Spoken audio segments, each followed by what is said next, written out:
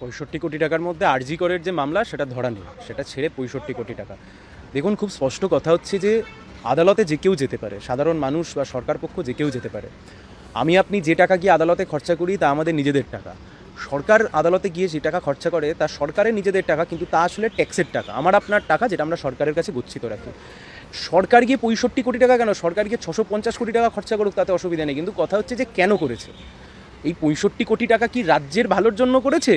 এই ৬৫ কোটি টাকা যে আদালতে গিয়ে সরকার খরচা করেছে, এতে কি রাজ্যের মঙ্গলের জন্য করেছে, রাজ্যের ভালোর জন্য করেছে, রাজ্যের কোনো ভালো দিকের জন্য করেছে? তা নয় তো।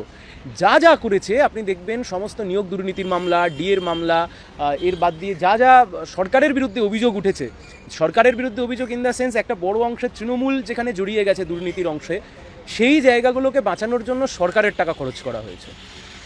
দুর্নীতির তদন্তকে আটকানোর জন্য সরকারের টাকা খরচ করা হয়েছে। এমনটা বিষয়টা নয় যে সরকার গিয়ে ৬৫ কোটি টাকা দিয়ে ভালো মানে সরকার তার রাজ্যের মানুষের ভালোর জন্য মামলা করেছে, এমনটা আপনি খুঁজে পাবেন না। রাজ্য মানে ১০ কোটি মানুষের পশ্চিমবাংলা, যে ১০ কোটি মানুষের ভালোর জন্য গিয়ে রাজ্য সরকার গিয়ে এই টাকাটা খরচা করেছে সুপ্রিম কোর্টে, তা নয়।